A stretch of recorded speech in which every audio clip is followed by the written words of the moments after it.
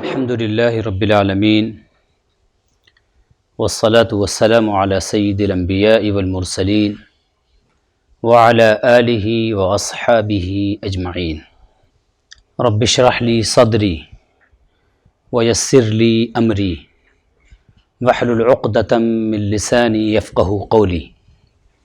O my Lord, open my chest and make my duty easy and open my tongue so the people can understand my words. اللہم آمین۔ گفتگو اصل میں احسان پر ہے، اور سچی بات یہ ہے کہ میں جتنی باتیں آپ کے سامنے رکھنے جا رہا ہوں، رکھنا بہت آسان اور زندگی میں اس کو لانا ایک بہت بڑی دشوار چیز۔ تو میں نے جو کچھ لکھا ہے اس سے یہ نہیں سمجھیے گا کہ یہ ساری چیزیں میری زندگی میں موجود ہیں۔ میں خود بھی اس راستے کا ایک اسٹوڈنٹ ہوں، ایک بہت ہی چھوٹا سا ایک اسٹوڈنٹ جو اس بات کی کوشش میں ہے کہ اللہ تعالیٰ اس میں جو گفتگو کی گئی ہے اس میں سے کچھ چیزیں ہمارے اندر پیدا فرما دے۔ سب سے پہلے ہم یہ جانتے ہیں کہ احسان کی میننگ کیا ہوتی ہے، تو اس پر میں نے کل بات کی تھی کہ احسان کہاں سے آیا ہے۔ اٹ از ڈرائیو فرام حسن، بیوٹی، یہ ورڈ وہاں سے آیا ہے۔ قرآن کریم کی اگر بات کی جائے اور احادیث کی اگر بات کی جائے تو احسان کا جو ورڈ ہے نا وہ جنرلی 3 کانٹیکس میں یوز ہوا ہے، ٹھیک ہے۔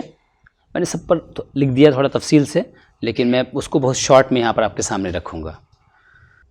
قرآن کریم میں اور ایسی احادیثوں میں بھی ہم نے صرف یہاں پر آیتیں پیش کی ہیں، آیتوں کو رکھا ہے۔ تو قرآن میں 3 کانٹیکس میں احسان کا ورڈ یوز ہوا ہے۔ جو پہلا کانٹیکس ہے وہ ہے ایمان۔ تو مثال کے طور پر قرآن کریم کی یہ آیت ہے، لیس علی الذین آمنوا وعملوا الصالحات جناح فیما طعموا اذا ما اتقوا وآمنوا وعملوا الصالحات ثم اتقوا وآمنوا ثم اتقوا واحسنوا واللہ یحب المحسنین۔ اس آیت کریمہ میں دیکھیے کہ احسان کے ورڈز کے ساتھ بار بار ایمان کا ورڈ آیا ہے، ایمان اور تقوی۔ تو ایمان کے کانٹیکس میں احسان کا ورڈ یوز ہوا ہے، گویا احسان کا تعلق ایمان سے ہے۔ دوسرا کانٹیکس ہے کہ احسان کا ورڈ یوز ہوا ہے گڈ ڈیڈز کے ساتھ، اچھے عمل کے ساتھ، اچھے عمل کے ساتھ بھی اس کا یوز ہوا ہے، عمل صالح۔ قرآن کریم میں اللہ تبارک و تعالیٰ نے فرمایا کہ ان الذین آمنوا وعملوا الصالحات انا لا نضیع اجر من احسن عملا۔ تو یہاں پر حسن عمل کی بات کی گئی ہے نا، اور اس سے پہلے آمنوا وعملوا الصالحات کا ورڈ آیا کہ جو لوگ ایمان لائے، جن لوگوں نے اچھے اعمال کیے۔ اچھے اعمال کا ذکر کرنے کے بعد پھر حسن عمل کا اللہ تبارک و تعالیٰ نے تذکرہ فرمایا ہے۔ تو گویا دوسرا کانٹیکس ہے کہ احسان کا جو ورڈ ہے وہ گڈ ڈیڈز کے ساتھ، حسن عمل کے ساتھ اس کا استعمال ہوا ہے۔ ایک تیسرا کانٹیکس ہے، وہ ہے کہ احسان کا ورڈ اسلام کے ساتھ ذکر کیا گیا ہے۔ کس کے ساتھ؟ اسلام کے ساتھ ذکر کیا گیا ہے۔ قرآن کریم میں اللہ تبارک و تعالیٰ نے فرمایا بلا من اسلم وجہہ للہ وہو محسن فلہ اجرہ عند ربہ، کہ جو انسان اپنے چہرے کو یعنی اپنے پورے وجود کو، چونکہ چہرہ باڈی میں سب سے امپورٹنٹ آرگن ہے، انسان نے اس کو اگر جھکا دیا، سر جھکا دیا، اس کا مطلب پورا وجود جھک گیا، ٹھیک ہے۔ تو جس نے اپنے آپ کو اللہ کے لیے جھکا دیا اس حال میں کہ وہ محسن ہے، محسن ہے یعنی جھکا جو رہا ہے اللہ تبارک و تعالیٰ کی بارگاہ میں، اس جھکانے کے اندر حسن ہو، یعنی پوری کیفیت کے ساتھ جھکا رہا ہو۔ جس کی بارگاہ میں اپنے سر کو جھکا رہا ہے اس کی عظمت کے احساس سے ہمارا دل جو ہو وہ ایک دم بھرا ہوا ہو، ٹھیک ہے۔ تو یہاں پر دیکھیے کہ اللہ تبارک و تعالیٰ نے لفظ اسلام کے ساتھ احسان کا جو روٹ ورڈ ہے اور اس سے جو محسن بنتا ہے، وہ محسن کو یہاں پر اللہ نے ذکر فرمایا ہے۔ ایسے ہی ایک دوسری آیت میں اللہ تعالیٰ نے فرمایا کہ ان اللہ مع الذین اتقوا والذین هم محسنون، بے شک اللہ تبارک و تعالیٰ متقیوں کے ساتھ ہے اور محسنین کے ساتھ ہے۔ تو یہاں پر اللہ تبارک و تعالیٰ نے تقوی کے ساتھ احسان کا ذکر فرمایا ہے، یعنی گویا قرآن کریم میں ایکچولی دیکھا جائے تفصیل سے اگر تو 4 کانٹیکس بنتے ہیں، بلکہ ایمان، اسلام، عمل صالح اور تقوی، اور اگر اس کو کمپریکسلی دیکھا جائے، کمپیکٹلی دیکھا جائے تو 3 کانٹیکس بنتے ہیں۔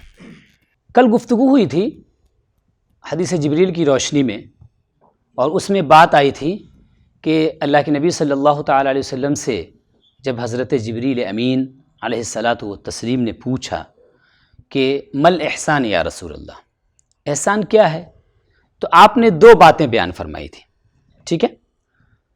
پہلی بات کیا تھی؟ ان تعبد اللہ کأنک تراہ، یعنی تم اللہ تبارک و تعالیٰ کی عبادت ایسے کرو گویا تم اللہ تبارک و تعالیٰ کو دیکھ رہے ہو۔ اور دوسری بات حضور نے کیا فرمائی تھی؟ فَإِن لَمْ تَكُنْ تَرَاهُ فَإِنَّهُ يَرَاكَ، کہ اگر تم اللہ تبارک و تعالیٰ کو دیکھنے کی کیفیت میں نہیں ہو تو یہ یقین تو دل میں سمایا ہونا چاہیے کہ اللہ تمہیں دیکھ رہا ہے۔ اس کو صوفیاء کرام نے، علماء کرام نے، بزرگان دین نے، ہمارے سلف صالحین نے اس کو 2 ٹرم میں یاد کیا ہے، 2 ٹرم میں اس کو ذکر کیا ہے، یعنی وہ احسان کے 2 اسٹیج ہوئے، 2 اسٹیٹس ہوئے۔ فرسٹ کیا ہے؟ پہلا جو اسٹیج ہے وہ کیا ہے؟ جو سب سے اعلیٰ ہے، ایکچولی اعلیٰ سے گفتگو اصل میں نیچے آئی ہے، اعلیٰ سے ادنا کی طرف، یعنی سب سے جو ہائیسٹ لیول ہے، اس کے بعد پھر اس کے بعد کا جو لیول اس کو ذکر کیا گیا۔ انسان جب کسی چیز کو مینشن کرتا ہے نا تو 2 طریقے سے مینشن کرتا ہے، کبھی نیچے سے اوپر جاتا ہے، کبھی اوپر سے نیچے آتا ہے۔ تو یہاں پر اللہ کے رسول صلی اللہ علیہ وسلم نے اعلیٰ والی کیفیت کو پہلے ذکر کیا۔ اس میں ایک طرح کا جو ہے نا وہ ہمارے لیے انسائٹمنٹ ہے، ہم کو انسائٹ کیا گیا ہے، انکریج کیا گیا ہے کہ اعلیٰ کی طرف بڑھیے، ٹھیک ہے، جو ہائیسٹ لیول ہے اس کو اچیو کرنے کی کوشش کیجیے۔ تو جو پہلا ہائیسٹ جو لیول ہے اس کو ٹیکنیکل ٹرم میں کہا گیا مقام المشاہدہ۔ مقام المشاہدہ، مشاہدے کا مقام، مشاہدہ مطلب سینگ لیول، کہ اللہ تبارک و تعالیٰ کو گویا آپ دیکھ رہے ہیں۔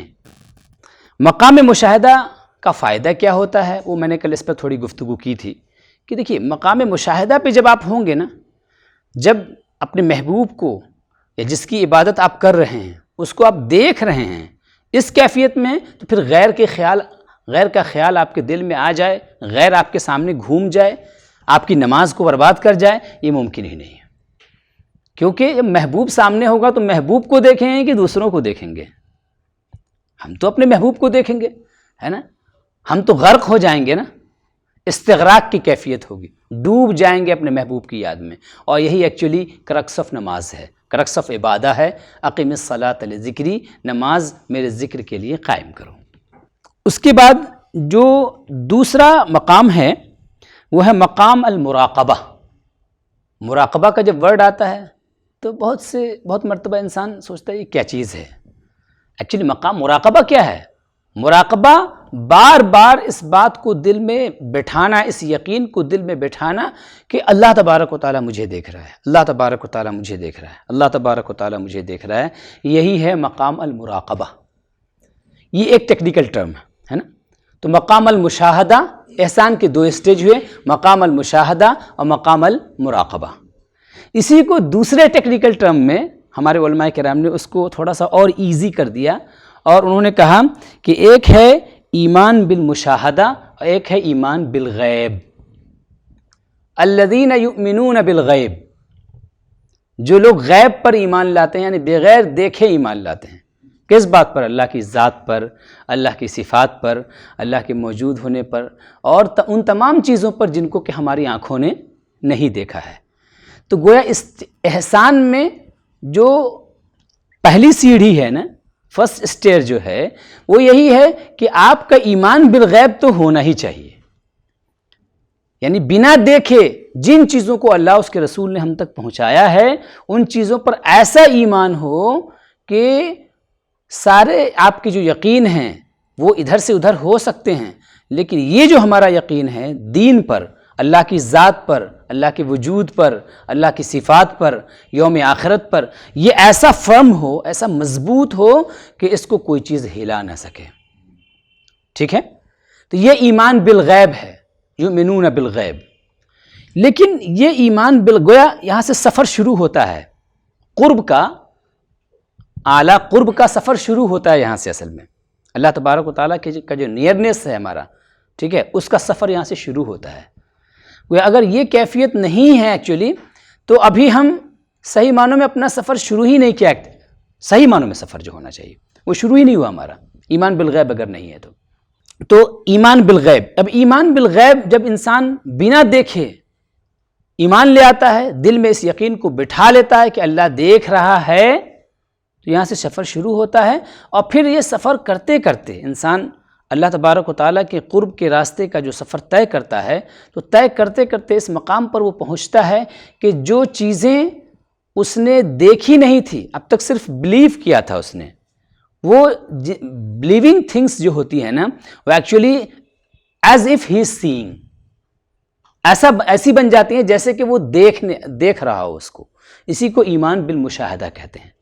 اور ایمان بالمشاہدہ جو ہے ایکچولی یہ مومن کا یہ گول ہے، ہائیسٹ گول ہے، کہ وہ ایمان کی اس کیفیت پر پہنچ جائے کہ جن چیزوں کو اس نے نہیں دیکھا ہے وہ دنیا کے اندر ہی دیکھنے والا بن جائے.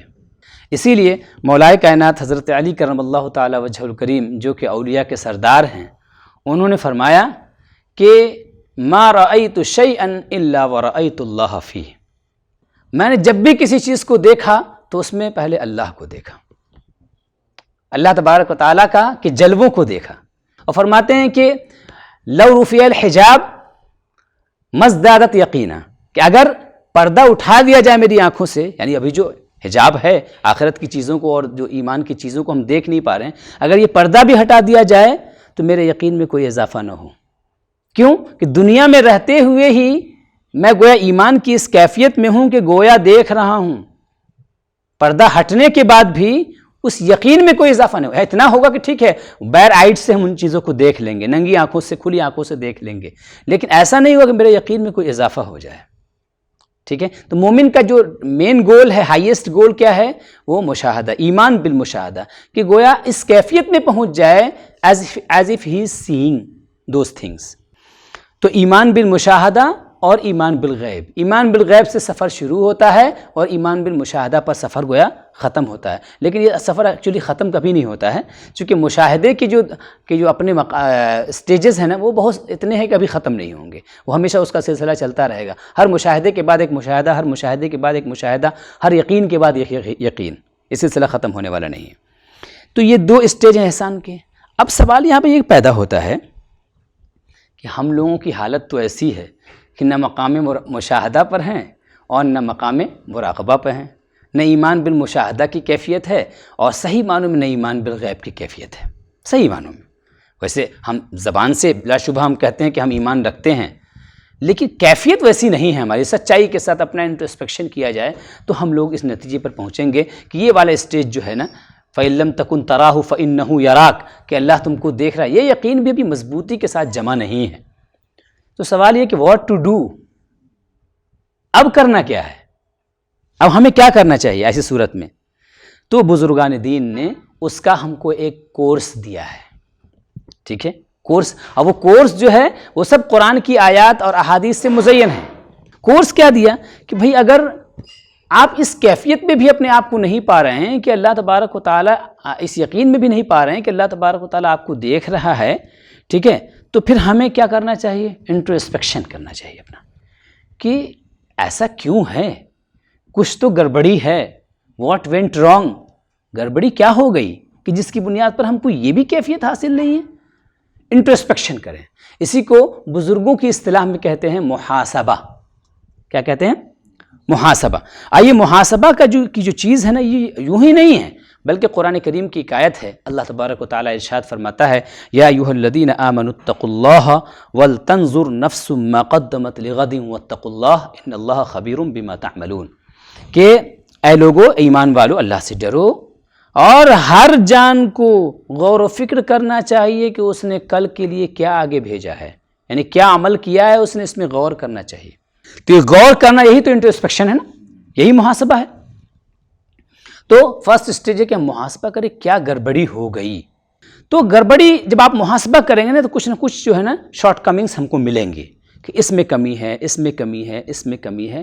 تو فوراً ہم کو کیا کرنا ہے، اب ان شارٹ کمنگس کے لیے اللہ تبارک و تعالیٰ کی طرف رجوع کرنا ہے، مراجعہ، ٹرننگ ٹورڈز اللہ، اللہ تبارک و تعالیٰ کی طرف رجوع، جس کو ہم توبہ بھی کہتے ہیں دوسرے ورڈ میں، جس کو ہم دوسرے ورڈ میں توبہ بھی کہتے ہیں. اور قرآن کریم کی آیت ہے وَتُوبُوا إِلَى اللَّهِ جَمِيعًا أَيُّهَا الْمُؤْمِنُونَ لَعَلَّكُمْ تُفْلِحُونَ. اے ایمان والو اللہ تبارک و تعالیٰ کی طرف توبہ کرو، اللہ کی طرف لوٹو تاکہ تم فلاح پا جاؤ. تو اچھا دیکھیں یہاں پر ایھا المؤمنون فرمایا گیا ہے نا، اے ایمان والو. گویا ایمان کے ہر اسٹیج میں انسان کو توبہ کی ضرورت پڑے گی، ایمان کے ہر لیول پہ توبہ کی، کیونکہ شارٹ کمنگس انسان کے اندر رہیں گی ہی. ایسا نہیں ہو سکتا ہے کہ وہ اس پرفیکشن کی کوالٹی میں پہنچ جائے کہ کوئی کمی ہی انسان کے اندر نہ رہ جائے. تو اس لیے کمی رہے گی، توبہ کرتے رہیں. تو توبہ کریں، ٹھیک ہے. تو پہلا اسٹیج کیا تھا، انٹروسپیکشن، محاسبہ. دوسرا اسٹیج کیا ہے، مراجعہ، ٹھیک ہے. اس کے بعد تھرڈ اسٹیج کیا ہے، اب ظاہر سی بات ہے کہ جب اللہ کی طرف رجوع کر لیا، توبہ و استغفار کر لیا. توبہ و استغفار کس سے ہوتا ہے، ماضی کے گناہوں سے، ماضی کے گناہوں سے، گزشتہ گناہوں سے، ہے نا. اور اس کے بعد صرف توبہ کر لینا کافی نہیں ہے، بلکہ اب اس بات کے لیے اپنے آپ کو پریپیئر کرنا ہے کہ ہماری جو کمنگ لائف ہے، جو ہماری جو لائف جو اب بچی ہوئی ہے، اس میں ہمیں کیسے ایکٹ کرنا ہے، کیسے اسٹرگل کرنا ہے to achieve the happiness of Allah, Allah تبارک و تعالیٰ کی رضا کو حاصل کرنے کے لیے، ٹھیک ہے. تو اس پروسیس کو کہتے ہیں مجاہدہ. کیا کہتے ہیں اس کو؟ تو اگر ہمیں وہ دو کیفیت حاصل نہیں ہے تو فرسٹ اسٹیپ پہلا کیا کرنا ہے، محاسبہ، ٹھیک ہے. دوسرا کیا ہے، مراجعہ. اور تیسرا کیا ہے، مجاہدہ. تو یہ تین اسٹیجز ہیں. اور قرآن کریم میں اللہ تبارک و تعالیٰ نے دیکھیے کتنی بڑی بشارت سنائی، کتنی بڑی خوشخبری سنائی ہے ہم کو. اللہ نے فرمایا وَالَّذِينَ جَاهَدُوا فِينَا لَنَهْدِيَنَّهُمْ سُبُلَنَا، کہ جو لوگ بھی ہمارے راستے میں اسٹرگل کرتے ہیں نا، مجھ کو راضی کرنے کی، میرے راستے پر آنے کے لیے جو اسٹرگل کرتے ہیں، محنت کرتے ہیں نا، ان کو ہم ضرور بالضرور ہدایت دیں گے. مطلب کتنی بڑی بشارت ہے. یہ صرف اللہ نے یہ نہیں کہا کہ ہم ہدایت دیں گے، نہیں، ضرور، صرف ضرور نہیں، بالضرور، شیور اینڈ شیورلی، ٹھیک ہے. دو بار تاکید کے ساتھ اللہ تبارک و تعالیٰ نے فرمایا کہ ضرور ہدایت دیں گے. گویا جو مجاہد ہوتا ہے وہ ہدایت ضرور پاتا ہے. جو مجاہدہ کرنے والا ہوتا ہے، اللہ کے راستے میں کوشش کرنے والا بندہ ہوتا ہے، وہ ہدایت ضرور پاتا ہے. تو پتہ چلا کہ اگر وہ دونوں کیفیتیں ہم کو حاصل نہیں ہیں تو ہم ہمیشہ مجاہد بنے ضرور رہیں. مولانا صاحب نے بھی گفتگو کی تھی کہ ہمیں کوشش کرتے رہنا. یہ کوشش خود عبادت ہے، یہ کوشش خود عبادت ہے. اللہ تبارک و تعالیٰ چاہتا ہے، نماز میں کھڑے ہیں، ذہن بھاگ رہا ہے، قلب بھاگ رہا ہے، سمیٹ کے پھر اللہ کی بارگاہ میں لے آئیے اس کو، ٹھیک ہے. سمیٹ کے پھر لے آئیے اللہ کی بارگاہ، پھر بھاگ جاتا ہے، پھر سمیٹ کے اللہ کی بارگاہ میں لے، پھر بھاگتا ہے، پھر سمیٹ کے اللہ کی بارگاہ میں لے آئیے. یہ ہمارا ایک پوری زندگی کا پروسیس ہے. وَاعْبُدْ رَبَّكَ حَتَّى يَأْتِيَكَ الْيَقِينُ. اپنے رب کی عبادت کوشش کے ساتھ کرتے رہیے یہاں تک کہ موت آ جائے. تو 3 اسٹیجز ہوئے. یہ تو ایک ان شارٹ ہم نے آپ کو ایک پروسیس بتایا. لیکن مجاہدہ کیسے ہو، ہے نا، مجاہدہ کیسے ہو، تو اور مجاہدے میں کیا کیا چیزیں ہیں ان کی تھوڑی سی ڈیٹیل پہ ہم آتے ہیں.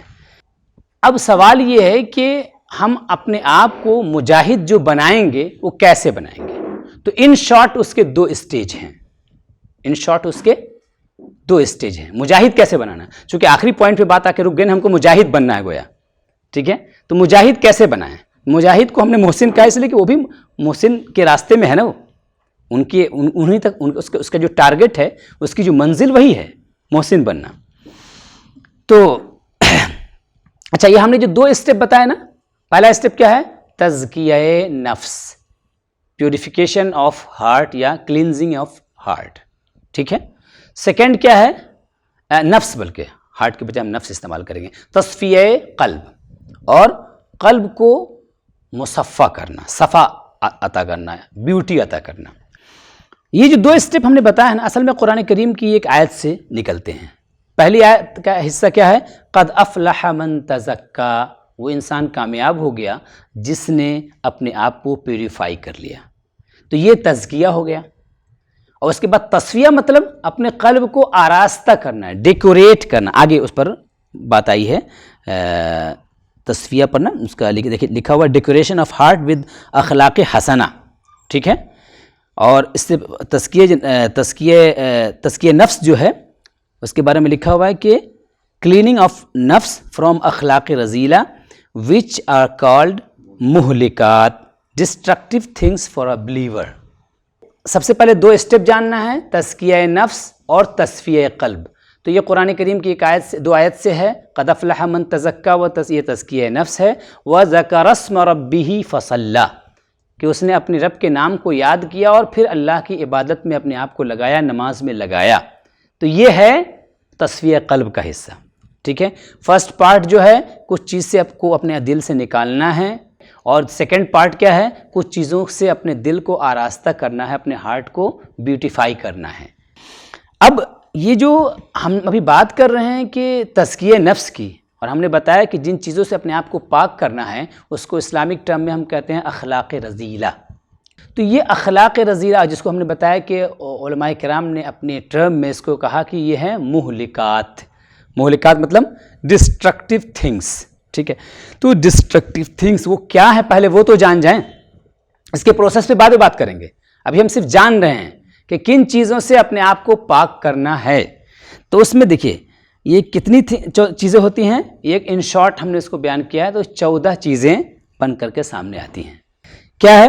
ڈیزائرس آف اسٹمک، جس کو علماء نے کہا شہوت البطن، پیٹ کی شہوت، پیٹ کی خواہش. تو جتنا کھانا ضروری ہے وہ ایکچولی جو ہے نا وہ شریعت نے اس کی اجازت دی ہے، جس سے جسم کی حفاظت ہو سکے، جس سے اس لائق آپ ہو سکیں کہ اللہ کی عبادت کر سکیں.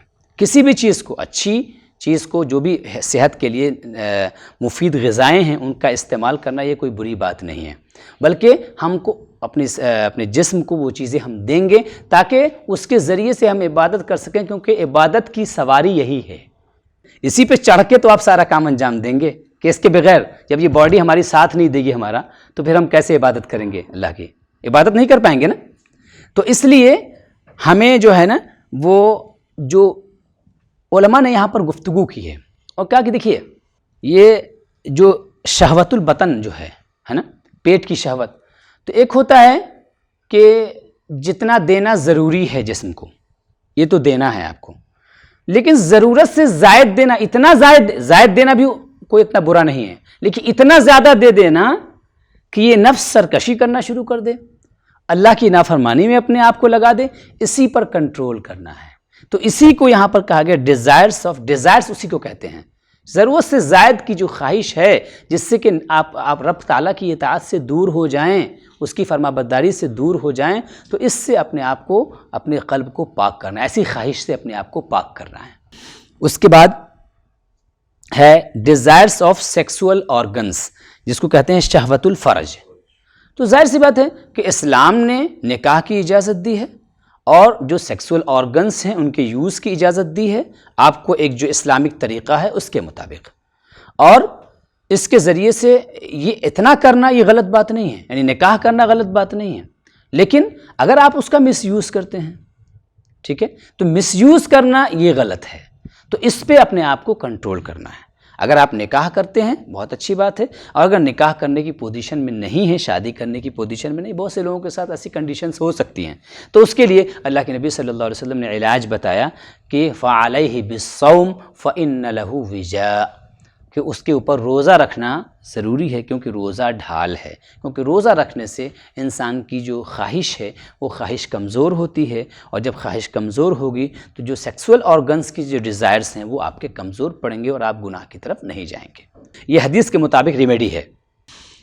اس کے بعد ہے ڈسٹرکشن آف ٹنگ، آفات اللسان. انسان ذلیل ہوتا ہے اور عزت والا ہوتا ہے 2 چیزوں کی بنیاد پر.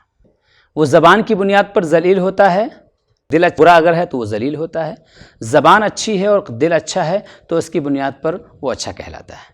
تو آفات اللسان، ہوتا کیا ہے، اللہ نے یہ نعمت دی ہے تاکہ اس کو اچھے سے یوز کریں، اچھائی میں یوز کریں، ہر اچھے کام کے لیے یوز کریں، ہر اس کام میں یوز کریں جس سے دنیا اور آخرت کی بھلائی ہے۔ لیکن ہوتا کیا، انسان اس کے ذریعے سے غیبت کرتا ہے، کسی کو تکلیف پہنچاتا ہے، کسی کو برا بھلا کہتا ہے، تو اس کی زبان کی، ٹنگ کی جو آفت ہے، جو اس کے ڈسٹرکشنز ہیں، ان ڈسٹرکشن سے اپنے آپ کو ہم بچا کر کے رکھیں۔ یہ تزکیہ نفس کا حصہ ہے، آفات اللسان۔ غور کیجئے گا نا تو ہم لوگ اس سے بچ نہیں پاتے ہیں۔ ہم لوگ، ہر آدمی، مطلب ہمیں اپنے مائنڈ یور ٹنگ، اپنی زبان پہ دھیان دیجئے، کنٹرول یور ٹنگ، اپنی زبان پہ کنٹرول کیجئے۔ اس سے نہ جانے کتنے لوگوں کو ہم ہارٹ کرتے ہیں، کتنے لوگوں کو تکلیف پہنچاتے ہیں۔ تو ان چیزوں سے اگر کنٹرول کر رہے ہیں، اس کا مطلب تزکیہ نفس کا پروسیس ہم جاری رکھے ہوئے ہیں۔ اس کے بعد ہے ڈسٹرکشن آف اینگر، آفات الغضب۔ آفات الغضب، اللہ نے نا غصہ جو ہے نا، یہ کوئی بری چیز نہیں ہے ایکچولی اپنے آپ میں، اللہ نے یہ بھی ایک نعمت دی ہے انسان کو۔ کیونکہ غصہ کس لیے ہوتا ہے؟ غصہ اس لیے تاکہ انسان سیلف ڈیفنس کر سکے، ایکچولی وہ اس لیے ہے۔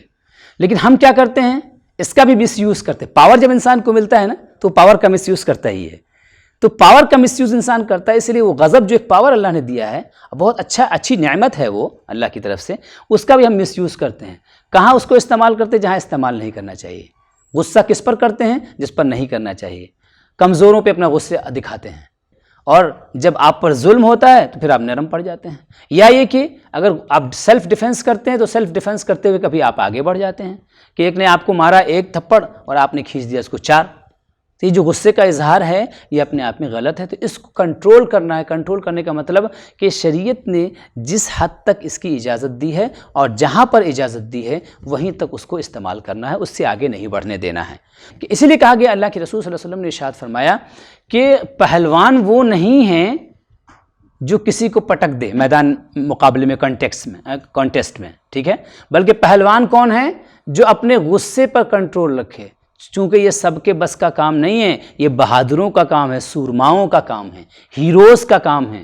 جو اسپریچول ہیروز ہوتے ہیں نا، وہ اپنے اینگر پر کنٹرول رکھتے ہیں۔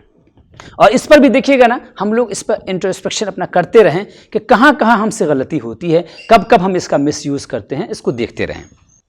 اس کے بعد ہے ڈسٹرکشن آف ہیٹ، حقد، کینہ۔ کینہ کسے کہتے ہیں؟ جب تک کسی کی نفرت دل میں چھپی ہے وہ کینہ ہے۔ جب تک کسی کی نفرت دل میں چھپی ہوئی ہے وہ کینہ ہے۔ لیکن اگر اظہار ہو جائے گا تو پھر وہ کینہ نہیں رہے گا، اس کو کچھ اور کہا جائے گا۔ تو جو دل میں چھپی ہوئی نفرت انسان کا ہوتا کیا ہے، کبھی کبھی کسی نے آپ کے اوپر ظلم کیا، ٹھیک ہے، کسی نے آپ کے ساتھ بدسلوکی کی، جو ہے مل ٹریٹمنٹ کیا آپ کے ساتھ، اب نتیجہ کیا ہوتا ہے؟ آپ کہتے ہیں ٹھیک ہے ہم نے تم کو معاف کر دیا، تو یہاں سے تو معاف ہو جاتا ہے لیکن یہاں سے معاف نہیں ہوتا ہے۔ یہاں سے معاف ہو جاتا ہے لیکن یہاں سے معاف دل میں رہ جاتا ہے۔ کبھی اگر موقع ملا نا تو اس کو بتاؤں گا، ٹھیک ہے۔ انتقام کا جذبہ آپ کے اندر باقی رہتا ہے، ٹھیک ہے، یا اگر انتقام کا جذبہ نہ بھی ہوا نا تو کم سے کم ایک ہلکی سی ہی صحیح ایک نفرت باقی رہتی ہے اس کے لیے۔ تو یہ کینہ ہے، اس کو دل سے نکالنا ہے، اس کو پاک کرنا ہے، کیونکہ مومن ایسا نہیں ہوتا ہے کہ وہ کینہ رکھے۔ اچھا، کینہ بھی دیکھیے، کینہ رکھا جاتا ہے کس سے، کس لیے کینہ ہونا چاہیے؟ کینہ رکھے دشمنوں سے اللہ کے رکھے، ان کے بیڈ عمل کی، بیڈ ایکشنز کی وجہ سے، اپنی ذات میں نہیں۔ ایسی غصہ ہے تو غصہ اللہ کے لیے کیا جائے اگر تو یہی اللہ تبارک و تعالیٰ کی نعمت ہے۔ کسی سے نفرت رکھی جائے اللہ کے لیے اگر رکھی جائے تو یہ ایمان کا کمال ہے۔ اللہ کے رسول صلی اللہ علیہ وسلم کی حدیث ہے کہ من احب للہ وابغض للہ فقد استکمل الایمان، کہ جو اللہ کے لیے محبت کرنے والا ہو، جو اللہ کے لیے نفرت رکھنے والا ہو، وہ اس کا ایمان جو ہے مکمل ہو گیا۔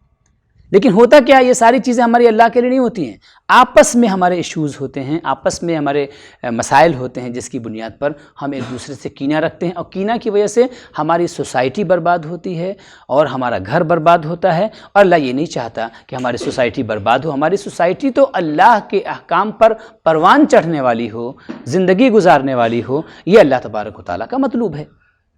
اس کے بعد ہے آفات الحسد، حسد۔ حسد ایک ایسی بیماری ہے دل کی جو آگے کی جو بہت ساری بیماری آ رہی ہے اس کی جڑ ہے۔ آگے جو بیماری آ رہی ہے اس میں ہے بخل، آگے ہے جاہ، کبر، عجب، غرور۔ یہ ساری جو بیماریاں ہیں نا، یہ تمام بیماریاں ایکچولی پیدا ہوتی ہیں حسد سے۔ انسان کے دل میں جب حسد پیدا ہوتا ہے نا، جب کسی سے جلن پیدا ہوتی ہے، حسد کیا چیز ہے؟ حسد یہ ہے کہ کسی کی نعمت کو دیکھ کر کے، کسی کی ترقی کو دیکھ کر کے آپ یہ سوچیں کہ اس کی نعمت ختم ہو جائے اور مجھ کو وہ چیز مل جائے، تو یہ حسد ہے۔ لیکن اگر کسی کی نعمت کو دیکھ کر کے انسان یہ کہے، اللہ سے دعا کرے، اللہ اپنے اس بندے کو تو نے یہ نعمت عطا کی ہے، مجھے بھی وہ نعمت عطا فرما، اگر ہم یہ کہہ رہے ہیں تو اس میں کوئی حرج کی بات نہیں ہے، ٹھیک ہے۔ اس کو کہتے ہیں اسلام کی اصطلاح میں رشک، غبطہ کا لفظ آتا ہے اس کے لیے، رشک، ٹھیک ہے۔ یہ اچھی چیز ہے، اس میں کوئی برائی نہیں ہے۔ لیکن یہ جو ہے نا کہ اس کی ختم ہو جائے، میرے پاس آ جائے، یا میرے پاس اس سے جو اس کی ختم ہو کے اس سے بھی زیادہ میرے پاس آ جائے، یہ ایکچولی حسد ہے۔ حسد سے کیا ہوتا ہے کہ انسان جب کسی کے اندر حسد پیدا ہوتا ہے تو حسد کے بعد انسان اپنے آپ کو، اپنی کوالٹیز کو اور اپنے اندر کی جو ٹیلنٹ ہے اس ٹیلنٹ کو بڑا سمجھتا ہے، زیادہ سمجھتا ہے، ٹھیک ہے۔ اور اس ٹیلنٹ کو بڑا سمجھنے کی وجہ سے پھر بعد میں کیا ہوتا ہے، پھر وہ دوسرے کو حقیر سمجھتا ہے۔ تو یہیں سے بیماری پیدا ہوتی ہے آگے کی، یعنی کہ کبر پیدا ہوتا ہے، پھر عجب، خود پسندی اور سیلف امیزمنٹ اور غرور، یہ اس طرح کی بیماری پیدا ہوتی ہے۔ اور یہی بیماری جب مضبوط ہو جاتی ہے تو پھر انسان اس کا اظہار بھی کرنے لگتا ہے، اسی کو کہتے ہیں تکبر۔ کبر ہے جب تک دل میں چھپا ہے کہ فلاں حقیر ہے، میں بڑا ہوں، فلاں چھوٹا ہے، میں بڑا ہوں، میں سپریم ہوں، وہ جو ہے ایسا ہے، ٹھیک ہے۔ اور اگر ہم نے اس کا اظہار کر دیا ہے کہ نہیں تم ایسے ہو، میں بڑا ہوں، تم چھوٹے ہو، تمہاری کوئی حیثیت نہیں میرے سامنے، یہی تکبر ہے۔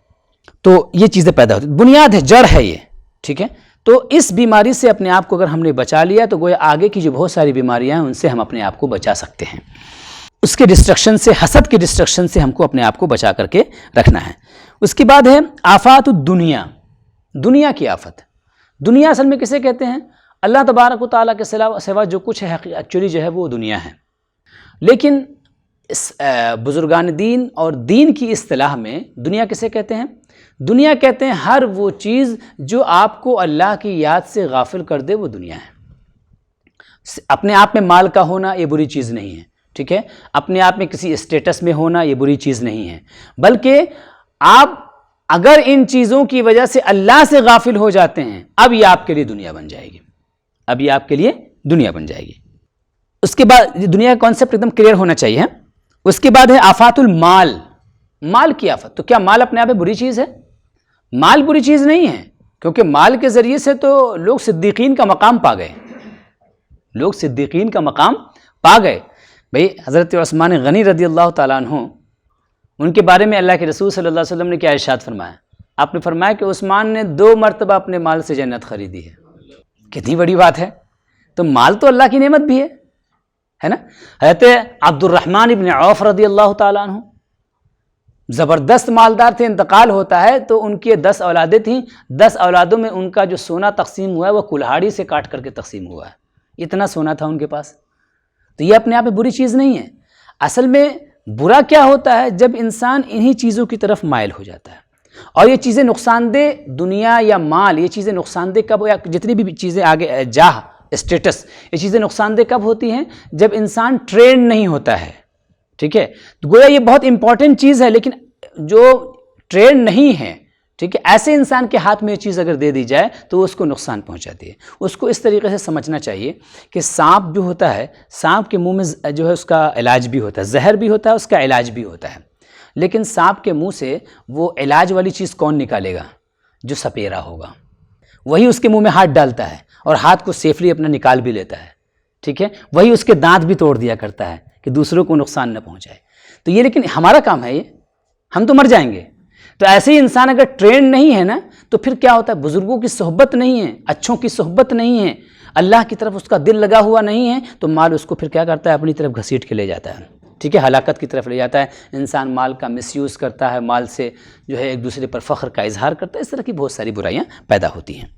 اس کے بعد ہے بخل۔ بخل ایک بیماری ہے، ٹھیک ہے، دل کی بیماری ہے کہ انسان اس میں مال نکالنا نہیں چاہتا، بس جمع کرنا چاہتا ہے۔ قرآن کریم میں اللہ تبارک و تعالیٰ نے فرمایا کہ الذی جمع مالا وعددہ، کہ کچھ لوگ ایسے ہیں، کافروں کی صفت میں بیان کیا اس کو، اللہ نے کافروں کی صفت میں بیان کیا جو مال کو جمع کرتا ہے اور گن گن کے رکھتا ہے. عادت ہے، جب بخیل ہوتا ہے نا، مال آئے گا ایک بار گنے گا، پھر گنے گا اس کو، پھر گنے گا، پھر گنے گا، کیونکہ اس کو مال کی ایسی محبت ہوتی ہے نا. اچھا یہ نیچرل ہے ایکچولی. قرآن نے کہا کہ وَإِنَّهُ لِحُبِّ الْخَيْرِ لَشَدِيدٌ، انسان مال سے بہت محبت کرنے والا ہے. تو یہ جو مال کی محبت ہے نا وہ دل سے نکل جائے پھر مال کا استعمال کیا جائے تو اپنے آپ میں بری چیز نہیں ہے، لیکن اس کے بغیر ہے تو یہی جو ہے پھر کیا ہوتا ہے، بخل کی طرف انسان کو لے جاتا ہے. تو اور بخل یہ جنتیوں کی صفت نہیں، جہنمیوں کی صفت ہے. اللہ کے رسول صلی اللہ علیہ وسلم کی حدیث ہے، آپ نے فرمایا کہ السخی قریب من اللہ وقریب من الجنہ. سخی جو ہے وہ اللہ سے قریب ہے اور جنت سے قریب ہے. والبخیل بعید من اللہ وقریب من النار، اور بخیل جو ہوتا ہے وہ اللہ تبارک و تعالیٰ سے دور ہے اور جہنم سے قریب ہے. تو اس صفت کو، اچھا اس کے لیے کچھ پریکٹس کی ضرورت ہوتی ہے. ٹھیک ہے، کیسے بخل کو ختم کیا جائے؟ اس کا طریقہ یہ ہے کہ ایک تو زکوٰۃ، اگر آپ اہل ہیں تو زکوٰۃ نکالیے. اس سے انسان نکالنے سے، کرنے سے اصل میں نہ بخل ختم ہوتا ہے. اور اگر آپ صاحب زکوٰۃ نہیں ہیں، صاحب نصاب نہیں ہیں، زکوٰۃ دینے کی پوزیشن میں نہیں ہیں آپ، تو کم جتنا ہو سکے آپ اس کو نکالتے رہیے. تو نکالتے وہ مال کی محبت آپ کے دل سے کم ہوگی. لیکن اگر آپ نکالیں گے نہیں نا تو جس قدر نہیں نکالیں گے اسی قدر اس کی محبت آپ کے دل میں بڑھتی ہوئی چلی جائے گی اور اتنی جم جائے گی کہ پھر ایک پائی بھی نکالنا آپ کے لیے دشوار ہو جائے گا. تو اس کی پریکٹس چلنی چاہیے. اور جو لوگ صاحب نصاب ہیں وہ صرف زکوٰۃ پہ اکتفا نہ کریں، بلکہ ان کو چاہیے کہ اپنے مال سے منتھلی ایک انسٹالمنٹ پہ کچھ نہ کچھ اللہ کے راستے میں نکالتے رہیں، جو مہینے کی زکوٰۃ بن جائے. ان کے ٹوٹل سیلری 30,000 اگر ہے تو اس میں سے آپ ایک اماؤنٹ جو بھی آپ نکال سکتے ہیں، یہ آپ کے اوپر ہے. جہاں سے ٹو بگن ود، جہاں سے آپ اسٹارٹ کر سکیں، ٹھیک ہے، یہ آپ کے اوپر ہے. اور اسٹارٹ کیجئے، اور جب دیکھیں کہ اب یہ اس کو نکالنے میں کوئی تکلیف نہیں ہو رہی تو اس کو تھوڑا سا بڑھا دیجئے، کیونکہ مال دیجئے تکلیف بھی ہونی چاہیے. لن تنالوا البر حتى تنفقوا مما تحبون، کہ تم نیکی کو نہیں پا سکتے ہو، اللہ کی رضا کو نہیں پا سکتے ہو یہاں تک کہ وہ مال خرچ کرو جو تم کو محبوب ہے. تو 5 روپیہ نکالنا کون سا اس میں جو ہے ہمارے لیے مشکل ہے، اس میں کوئی تھوڑی نا محبت ہماری شامل ہے. لیکن اگر 1000 روپے نکالنا پڑ جائے تو بہرحال بھاری پڑ جاتا ہے. اس کی پریکٹس کیجئے. گویا اگر آپ مان لیجئے کہ ہر مہینے 100 روپے نکال رہے ہیں اور آپ کو آسان لگنے لگا اب، تو اب اس کا تھوڑا سا بڑھا دیجئے اس کو، ٹھیک ہے، اور اس کے بعد اس کی پریکٹس کو آپ چلاتے رہیے. ٹھیک ہے، تو اس طریقے سے آہستہ آہستہ آپ کا بخل جو ہے وہ ختم ہو جائے گا انشاءاللہ الرحمن، اللہ تبارک و تعالیٰ کی توفیق سے. ریا، ڈسٹرکشن آف شونیس، یہ جو ہے نا دوسرے کو دکھانے کا جو جذبہ، انسان کی فطرت ہے، وہ دوسروں کو اپنی چیز دکھانا چاہتا ہے، اپنی اچھی چیز دکھانا چاہتا ہے اور اپنی بری چیز چھپانا چاہتا ہے. اپنی اچھی چیز دکھانا چاہتا ہے اور اپنی بری چیز نہیں دکھانا چاہتا، وہ چھپانا چاہتا ہے. یہ نیچر ہے انسان کا. لیکن اگر عبادت کو ہم دکھانے کے لیے کرتے ہیں، عبادت کس کے لیے ہے؟ وَمَا أُمِرُوا إِلَّا لِيَعْبُدُوا اللَّهَ مُخْلِصِينَ لَهُ الدِّينَ حُنَفَاءَ، کہ ان کو اسی بات کا حکم دیا گیا ہے کہ وہ اللہ تبارک و تعالیٰ کی عبادت کریں، دین کو اللہ کے لیے خالص کرتے ہوئے اور ہر غیر اللہ سے ہٹ کر کے حق کی طرف مائل ہوتے ہوئے. تو جو بھی عبادت ہو کہ مقصد کیا ہے؟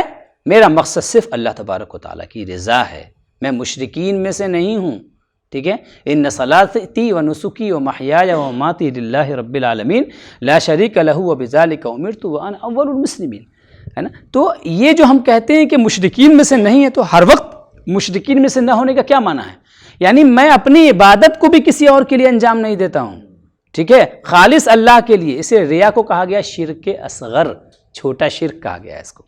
تو اپنی عبادتوں کو ہم بنانے کی کوشش کریں، کیفیت نہیں ہے، اس کی پریکٹس کریں، ہاں، اس کے لیے محنت کریں. محنت کریں گے انشاءاللہ تعالی اللہ تبارک و تعالی یہ نعمت عطا فرمائے گا ہم سب کو. اس کے بعد ہے destruction of desires of states. ٹھیک ہے، حب الجاہ، یہ بھی انسان کا نیچر ہے، وہ عہدہ چاہتا ہے، ڈیزگنیشن چاہتا ہے. اگر انسان کسی عہدے پر ہے تو اس کو اگر یہ سوچے کہ اللہ تبارک و تعالیٰ کی طرف سے انعام ہے تو یہ بہت اچھی بات ہے، لیکن اس کو دوسروں پر فخر و غرور کا ذریعہ بنا لے. جیسے آج کل ہم لوگوں کی، مسلمانوں کی ایک جنرل جو پرسیپشن بنا ہوا ہے وہ یہ کہ ہم ہمیشہ کہتے ہیں ہم لوگ خیر امت ہیں، دا بیسٹ کمیونٹی، اور اس پر جو ہے خوب گردن اٹھاتے ہیں. ٹھیک ہے، خوب فخر کا اظہار کرتے ہیں. لیکن ہم اس کو ایز اے پرائڈ لینے کے بجائے ہم اس کو اگر ڈیوٹی کے طور پر لے لیں، ذمہ داری کے طور پر لے لیں، تو کتنا اچھا ہو جائے گا کہ ہم اپنے آپ کو ریکٹیفائی کر سکیں گے، اپنے آپ کو بہتر بنا سکیں گے اور ہم اللہ کے راستے میں محنت کر سکیں گے، ہے نا. تو کوئی بھی عہدہ اگر آپ کو مل جاتا ہے نا تو اس عہدے کو لوٹا دیجئے اللہ کی طرف. یہ کس کی طرف سے، کس نے دیا ہے یہ؟ ٹھیک ہے، اللہ نے دیا. اگر مال دیا کس نے دیا؟ اللہ نے دیا. اولاد دی کس نے دیا؟ ایجوکیشن دیا کس نے دیا؟ اور سوسائٹی میں اسٹیٹس دیا کس نے دیا؟ اللہ تبارک و تعالیٰ. منعم کی طرف پلٹا دیجئے، انعام کرنے والے کی طرف پلٹا دیجئے گا تو یہ جو حب الجاہ ہے نا، یہ آہستہ آہستہ آہستہ آہستہ آپ کے دل سے ختم ہو جائے گا اور یہ بیماری آپ کی نکل جائے گی. لیکن بہت مشکل کام ہے یہ حب الجاہ کا نکلنا، بہت مشکل کام ہے. بزرگوں نے فرمایا کہ آخر ما یخرج من رؤوس الصدیقین حب الجاہ، کہ صدیقین کے ہاں سے سب سے آخر میں جو بیماری ختم ہوتی ہے وہ جاہ کی محبت ہے، اسٹیٹس کی محبت ہے. جب صدیقین کا یہ معاملہ ہے تو ہم لوگ کس کیٹیگری میں سوچ سکتے ہیں. تو سب سے مشکل گھاٹی جو ہے نا وہ یہی ہے. ٹھیک ہے، مشکل جو ہرڈلس ہے، راستے کا پتھر جو ہے، مضبوط بھاری والا پتھر جو ہے وہ یہی پتھر ہے. اس کو اٹھانا اور اس کو ہٹانا بہت مشکل کام ہے.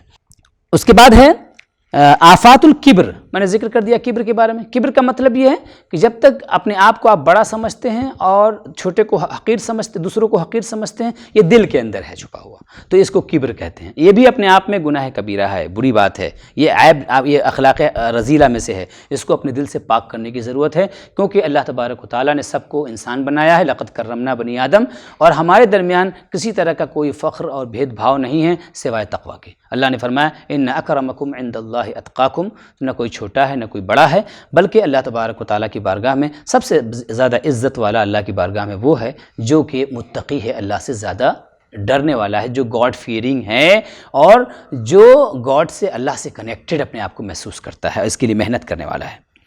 اس کے بعد آفات العجوب ہے. عجوب اصل میں نا یہ ہوتا ہے کہ ایک ہوتا ہے کہ انسان کو اپنے آپ کو مطلب بڑا سمجھے، ایک یہ کہ انسان کے اندر جو کوالٹی ہے نا، اللہ نے کوالٹی رکھی ہے نا سب کے اندر، تو اس کوالٹی پر وہ خود ہی اپنے اندر خوش ہو. اسی کو کہتے ہیں سیلف امیزمنٹ. ٹھیک ہے، تو یہ اسی کو کہتے ہیں عجوب. تو کہتے ہیں اس کو اردو میں ہم لوگ کہتے ہیں خود پسندی، اپنے آپ کو پسند کرنا. ٹھیک ہے، سیلف امیزمنٹ. سیلف امیزمنٹ جو ہوتا ہے نا انسان کی اپنی کوالٹی کی بنیاد پر ہوتا ہے. اس کے بعد ہے آفات الغرور. غرور میں کیا ہوتا ہے کہ انسان کوئی کام کر رہا ہے، یہ سب قریب قریب ورڈ ہے، ایکچولی سینونیم ورڈز ہیں یہ سب، لیکن تھوڑا تھوڑا فرق ہے ان میں. تو غرور میں انسان کو کیا ہوتا ہے؟ غرور میں یہ ہوتا ہے کہ انسان یہ سوچتا ہے نا کہ مطلب کوئی کام کر رہا ہے، وہ کام کو بہت اچھا سمجھ رہا ہے، سوچ رہا ہے کہ بہت زبردست کام کر رہا ہوں، حالانکہ وہ کام غلط ہوتا ہے. وہ کیوں پیدا ہوتا ہے؟ یہ بھی اصل میں عجب کی وجہ سے پیدا ہوتا ہے. اپنی کوالٹی پر جب انسان اندھا دھند اعتماد کر لیتا ہے، کانفیڈنس رکھتا ہے وہ، ٹھیک ہے، بہت زیادہ شیور اوور جو ہے اسمارٹ جب انسان ہو جاتا ہے نا تو پھر وہ غرور کا شکار ہو جایا کرتا ہے. تو یہ وہ بیماریاں ہیں جن سے اپنے قلب کو پاک کرنا ہے، جس کو تزکیہ نفس کہتے ہیں. اس کے بعد آ رہا ہے اسٹیپ ہمارا تصفیہ قلب کا. تو تصفیہ قلب یعنی قلب کو، دل کو ہمیں اپنے ان چیزوں سے آراستہ کرنا ہے، ان چیزوں سے ڈیکوریٹ کرنا ہے. سب سے پہلی چیز کیا ہے؟ توبہ. توبہ سے آراستہ کیجئے. ہمارا دل توبہ کی کیفیت میں ہے یا نہیں ہے؟ ہر وقت اللہ کی طرف رجوع کی کیفیت میں ہے یا نہیں ہے؟ گناہوں سے، ماضی کے گناہوں سے توبہ، رجوع، اور فیوچر کے لیے تیاری، مستقبل کے لیے تیاری. اچھا، توبہ میں کیا ہوتا ہے کہ پختہ ارادہ ہونا چاہیے، مضبوط ارادہ ہونا چاہیے. اگر مضبوط ارادہ ہے اور پچھلے گناہوں پر ندامت ہے، آئندہ نیکی کرنے کا مضبوط ارادہ ہے اور پچھلے گناہوں سے پر ندامت ہے، افسوس ہے، ٹھیک ہے، تو یہ توبہ ہے. اگرچہ انسان اس کو نبھا نہ سکے، وہ ٹوٹ جائے، تو اگر وہ 1000 بار بھی توبہ توڑ دے لیکن پھر بھی وہ اللہ کی رحمت سے مایوس نہیں ہوگا. وہ اللہ تبارک تعالیٰ کی رحمت اس کو آواز دے گی، لوٹا لوٹا، تو جو بھی ہے میری بارگاہ میں لوٹا. اگرچہ تو کافر ہے، مشرک ہے، بت پرست ہے، کچھ بھی ہے، تو لوٹا. 1000 بار شکست توبہ توڑنے کے باوجود جو ہے تو میری بارگاہ میں لوٹا، میں تیری توبہ کو قبول فرمانے والا ہوں. ایک بندے نے اپنے رب کی بارگاہ میں کہا، مولا انا العواد الی الذنوب، میں تو بار بار گناہوں کی طرف پلٹنے والا ہوں، لیکن اگر تو مغفرت نہ کرے تو پھر تیری شان کیسے ظاہر ہوگی؟ وانت العواد الی المغفرہ، اور تو بار بار بخشش کی جانب پلٹنے والا ہے. تو میں جو ہوں وہ تو ہوں، الہی انا وانت انت، میں جو ہوں سو ہوں ہی، لیکن تیری عظمت، تیری بلندی اور تیری رفعت کے سامنے کون آ سکتا ہے؟ تیری جو سپریم پاور ہے اور تیری جو خوبیاں ہیں، تیری جو ایٹریبیوٹس ہیں، ان کے سامنے ہم کیا ہیں؟ ہم 1000 بار بھی توبہ توڑ کر کے بھی تیری بارگاہ میں لوٹ کے آئیں گے تو تو میری توبہ کو قبول فرمائے گا. تو توبہ یہ سب سے پہلی چیز ہے. اس کے بعد ہے الصبر والشکر. انسان نا 2 ہی کنڈیشن میں ہوتا ہے، یا تو اس کے پاس مال ہوتا ہے یعنی اچھی حالت میں ہوتا ہے، ٹھیک ہے، پراسپیرس لائف وہ گزار رہا ہوتا ہے یا وہ مصیبت کی حالت میں ہوتا ہے. اللہ کے رسول نے نسخہ دے دیا ہے کہ دیکھو جب بھی تم کوئی بھی نعمت تمہارے پاس ہو تو نعمت کی حالت میں میرا شکر کرتے رہو، کیونکہ نعمت کی حالت میں اگر شکر کرو گے تو تمہاری نعمت کو بڑھا دوں گا. اور اگر میری طرف سے کوئی مصیبت آ گئی ہے تو کیا کرنا ہے؟ شکایت کی زبان نہیں کھولنی ہے. کیوں آئی میرے اوپر مصیبت، یہ میرے ساتھ ایسا کیوں ہوا؟ اللہ کی بارگاہ میں شکوہ نہیں کرنا ہے. ہاں اپنی عاجزی کا اظہار کر سکتے ہیں. یعقوب علیہ السلام نے کہا تھا کہ انما اشکو بثی وحزنی الی اللہ، میں اپنی شکایت، میں اپنا غم، میں اپنا درد اللہ سے بیان کرتا ہوں. تو ایسے ہی ہم اپنا درد اللہ تبارک و تعالیٰ سے بیان کریں، اس میں کوئی بات نہیں ہے. لیکن بال نوچنا، کپڑے پھاڑنا، زبان غلط استعمال کرنا، یہ شریعت نے اس سے ہم کو منع کر دیا. ٹھیک ہے، تو دو کنجی اللہ نے عطا کی ہے ایمان کی، الصبر والشکر، اور صبر و شکر سے ایمان مکمل ہو جاتا ہے. حضور نے فرمایا کہ الایمان نصفان، ایمان دو آدھے کا نام ہے، 2 halves ہیں. تو 2 half کیا ہے؟ 1 is thankfulness اور second one is صبر، پیشنس.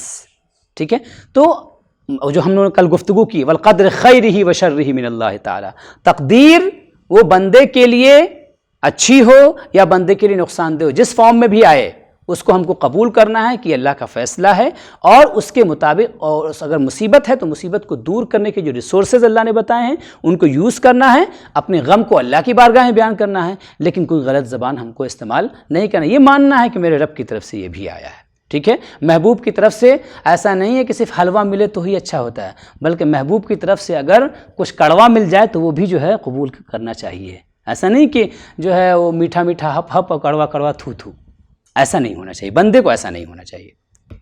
اس کے بعد ہے الخوف والرجا. الخوف والرجا، خوف و رجا، ایمان اسی دو کے درمیان ہے.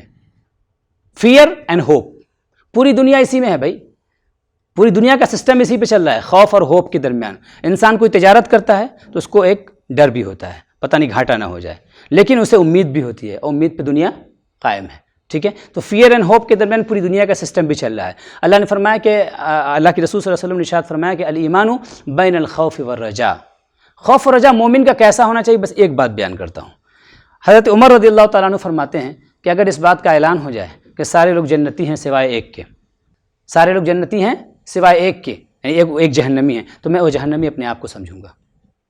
ٹھیک ہے، اور اگر اس بات کا اعلان ہو جائے کہ سارے لوگ جہنمی ہیں سوائے ایک کے، تو وہ جنتی میں اپنے آپ کو سمجھوں گا. اس درجے کا ایمان، اس درجے کی امید اور اس درجے کا خوف. اگر خوف بہت زیادہ ہوگا، یعنی ایکسٹریم لیول پہ پہنچ جائے گا، تو یہ اس انسان کو کہاں لے جائے گا کہ وہ سوسائڈ کرے گا پھر. ٹھیک ہے، سیلف ڈسٹرکشن کی طرف اپنے آپ کو وہ لے جائے گا. اور اگر وہ جو اس کی امید ہے وہ بہت زیادہ بڑھ جائے گی تو نتیجہ کیا ہوگا؟ بدعملی پیدا ہوگی. ارے نماز پڑھو یا نہ پڑھو، جنت میں تو جانا ہی ہے. ٹھیک ہے، تو پھر انسان کے اندر یہ اس طرح کا جو ہے ایک رویہ پیدا ہو جاتا ہے، ایک انسان کا ایٹیٹیوڈ ہو جاتا ہے. اس لیے حضور نے کتنی پیاری بات فرمائی کہ ان دو کے درمیان ایمان ہے، خوف بھی ہو اور رجا بھی ہو، ہوپ بھی ہو اور فیئر بھی ہو. تو خوف اور رجا سے اپنے آپ کو، اپنے دل کو آراستہ کرنا ہے. اس کے بعد ہے فقر الزہد. فقر الزہد کا مطلب کیا ہوتا ہے؟ فقر کا معنی ہے محتاج ہونا، ٹو بی نیڈی. تو ٹو بی نیڈی کا مطلب کیا؟ مطلب ہمارے پاس پیسہ نہ رہے، ہم دوسروں کے سامنے بھیک مانگیں، یہ فقر ہے؟ جی نہیں، فقر یہ نہیں ہے. فقر کا معنی کیا ہے؟ فقر کا معنی یہ ہے کہ ہمہ وقت اپنے آپ کو اللہ کا محتاج سمجھیے اور غیر اللہ سے بے نیاز سمجھیے کہ کائنات میں اگر کوئی کچھ بھی مجھ کو دیتا ہے تو وہ اللہ کی طرف سے آتا ہے، اور کبھی بھی میں محتاج ہوں تو صرف اپنے رب کا محتاج ہوں. یہ فقر ہے. ٹھیک ہے، کل ہم نے بابا فرید الدین گنج شکر کے حوالے سے اس پر گفتگو کی تھی کہ کیسے انہوں نے بتایا کہ دینے والا صرف اللہ ہی ہے، تو اجر پائے گا، اور نہ دینے والا اللہ ہی ہے، نہ دینے کی وجہ سے تم معذور ہو. ٹھیک ہے، تم نہیں دے سکے. تو اچھا، زہد کا مطلب کیا ہوتا ہے؟ تو فقر ہوا. زہد کیا ہے؟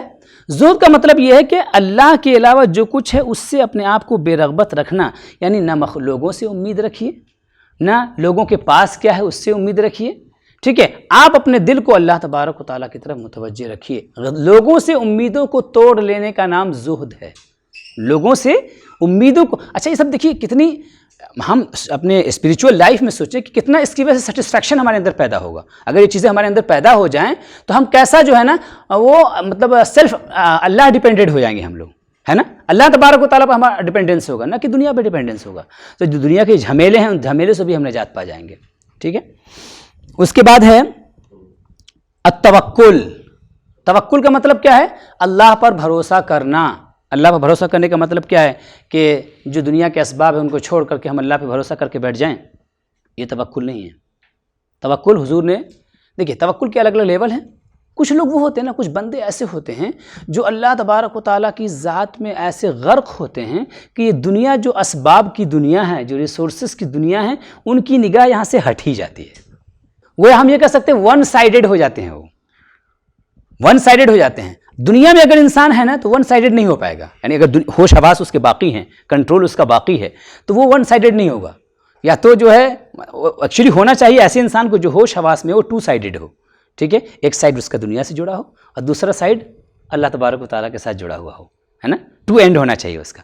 لیکن ہوتا کیا ہے، کچھ لوگ وہ ہوتے ہیں جو صرف دنیا سے جڑ جاتے ہیں، ایک ایکسٹریم یہ ہے۔ دوسرا اینڈ وہ ہوتا ہے، کچھ لوگ وہ ہوتے ہیں اللہ کی محبت میں، اللہ کی پر اعتماد میں، اللہ تبارک و تعالیٰ سے تعلق میں ایسا غرق ہو جاتے ہیں، اللہ کے قرب میں ایسا غرق ہوتے ہیں کہ ادھر کا اینڈ ان کا چھوٹ جاتا ہے، ٹھیک ہے۔ تو اب ظاہر سی بات، جب وہ دنیا کے اسباب سے خود وہ الگ ہی ہو گئے ہیں تو ان کو یہ کہنا کہ آپ اسباب پہ رہیے، یہ کیسے ممکن ہے، ریسورسز کو بھی یوز کیجئے، وہ کیسے ممکن ہے؟ تو وہ لوگ جو ہے ایکسیپشنز ہیں، ٹھیک ہے، ان لوگوں کو چھوڑ دیجئے آپ، ٹھیک ہے، بہت اوپر کے لوگ ہیں۔ ارے ہوش و حواس اگر آپ کے سلامت ہیں، عقل آپ کی سلامت ہے، ٹھیک ہے، اور آپ غلبہ حال میں نہیں، ایک خاص کنڈیشن میں نہیں ہیں، ایک جو ہے اللہ تبارک و تعالیٰ کی محبت کی جو ہے نا وہ ایک خاص کنڈیشن میں اگر نہیں ہیں آپ، تو آپ پر لازم کیا ہے، توکل کا معنی کیا ہے، آپ اسباب کو اختیار کیجئے اور یہ جانیے کہ یہ اسباب اس چیز کا ذریعہ نہیں ہیں، بلکہ حقیقتاً وہ چیزیں عطا فرمانے والا اللہ تعالیٰ ہے۔ وہی مثال کے طور پر کل میں نے بتایا تھا کہ آپ کھانے پر توکل کر لیں کہ روٹی میں میرا پیٹ بھرے گی، پانی پیاس بجھائے گی، تو اگر یہ سمجھ رہے ہیں آپ تو پھر آپ توکل نہیں ہیں، آپ کا توکل نہیں۔ لیکن اگر پیاس بجھانی ہے تو پانی کا استعمال کرنا ہوگا، پیٹ بھرنی ہے تو آپ کو روٹی اور جو کچھ حاضر ہے اس کو کھانا ہوگا، ٹھیک ہے۔ حضور نے فرمایا کہ حضور نے توکل کا معنی بیان فرمایا، حضور نے فرمایا کہ توکل یہ ہے کہ تم اپنی اونٹنی کو رسی سے باندھ دو اور پھر اللہ پر توکل کرو۔ اونٹنی کو رسی سے باندھ دو، اللہ پر توکل کرو، مطلب یہ ہے کہ رسی سے باندھ تو دو، یہ اسباب استعمال کرتے ہوئے کہ حفاظت کا ذریعہ یہ ہے کہ رسی باندھنے سے جب ہم باندھ دیں گے تو اونٹنی بھاگنے نہیں پائے گی، لیکن یہ کبھی نہیں سمجھنا کہ رسی سے باندھ دیا تو ہر حال میں وہاں پر بندھی رہے گی اور کوئی اس کو بھگا کے نہیں لے سکتا ہے، نہیں، حفاظت کرنے والا اس کی حقیقتاً اللہ تبارک و تعالیٰ ہے، وہ رسی نہیں ہے۔ یہ چیز کو جب ہم سمجھ جائیں گے تو توکل کا معنی صحیح سمجھ جائیں گے۔ اب ایسے میں کیا ہوتا ہے کہ کچھ لوگ ایسے جو کاہل قسم کے، سست قسم کے لوگ ہوتے ہیں نا، وہ اس کو تواکل کو توکل کا نام دیتے ہیں، جھوٹے توکل کو توکل کا نام دیتے ہیں۔ اور اگر ہوش حواس سلامت ہے، عقل سلامت ہے، تو اب ایسی صورت میں اسباب کو چھوڑنا یہ بے وقوفی ہے، فولشنس ہے، یہ ٹھیک ہے، یہ سنت رسول نہیں ہے۔ توکل کی بات ہو گئی۔ اس کے بعد ہے الشوق، ٹھیک ہے۔ شوق کیا ہے؟ ایک جو ہے نا ایگرنس جو ہوتا ہے، ایک جو بےتابی ہوتی ہے، کس کے لیے؟ محبوب کے لیے، اپنے خالق و مالک کے لیے، اپنے رب کے لیے جس نے ہم پر انعام و اکرام فرمایا ہے، اس کے لیے جو ہمارا ایگرنس ہے، اسی کو شوق کہتے ہیں۔ اور یہ ہر مومن کے دل میں اپنے رب کے لیے ایک ایگرنس، بےتابی ہونی چاہیے۔ کیا کہ کیونکہ ہم کو کس بات کی امید ہے کہ اللہ تبارک و تعالیٰ سے ملاقات کرنا ہے، اس کا دیدار کرنا ہے ہم کو، تو کیا چاہیے؟ وَمَنْ كَانَ يَرْجُو لِقَاءَ رَبِّهِ فَلْيَعْمَلْ عَمَلًا صَالِحًا وَلَا يُشْرِكْ بِعِبَادَةِ رَبِّهِ أَحَدًا۔ جو اپنے رب سے ملاقات کی امید رکھتا ہے اس کو کیا کرنا چاہیے؟ اس کو عمل صالح کرنا چاہیے اور اللہ کے ساتھ کسی کو شریک نہیں ٹھہرانا چاہیے۔